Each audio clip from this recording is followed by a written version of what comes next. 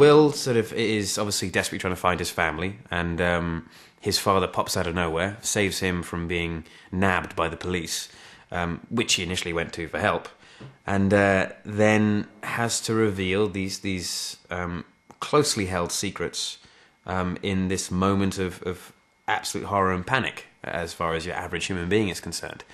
And he reveals to Will that he's been working with the CIA, or he's sort of a wing of the agency, which he calls it. And it's incredibly difficult for Will to accept. One, because his father's never been there for him. He's never been a supportive person. And two, it's because he's lived a lie, as far as Will's concerned, his entire life.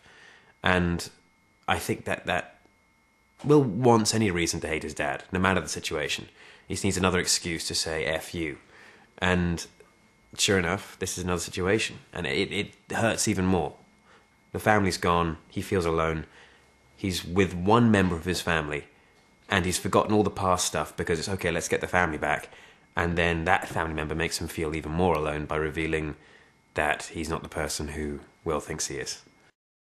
It's in his genes. His father is made of that kind of stock. And Will is his son, after all.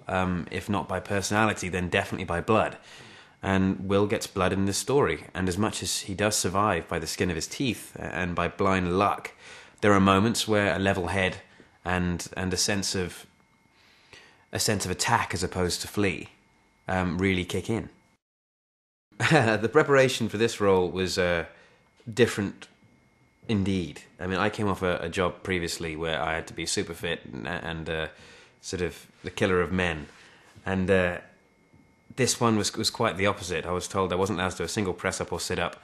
I had to eat and drink as much as possible and be as average and normal as I possibly could within that short space of time, because I literally was off the back of the last job. And it was just an idea of that the preparation was be less competent, walk with less balance, try and for example, in a high stress situation, my last character was very much the kind of guy who'd react perfectly.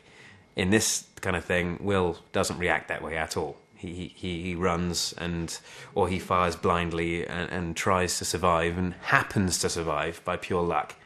And so the preparation-wise, it was different. It's difficult to do prep for that. You kind of have to just feel it in the moment and run with it. But the most difficult thing was, I suppose, getting out of shape. It was, try and be as out of shape as possible, so it's believable.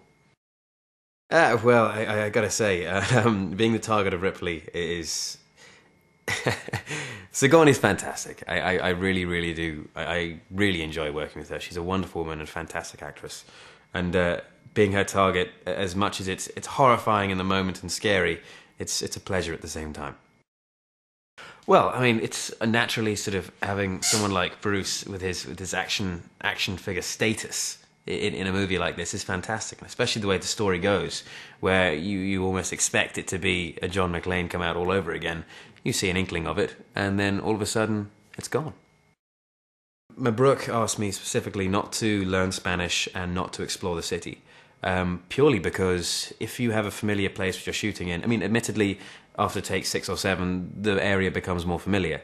But if you really are wandering blind and you're seeing new sights, as much as Will is a little bit blinkered and just trying to survive at the time, it does enhance that aspect of it being strange and different. And when you have people chatting away in Spanish, you have no idea what they're saying, which is why he said, do not learn Spanish, rather than recognizing certain words. Because once you're in the moment, if you hear someone say, whatever it may be, you may clock that and register it, as opposed to it being just a wall of noise around you as you're trying to survive in a very strange place.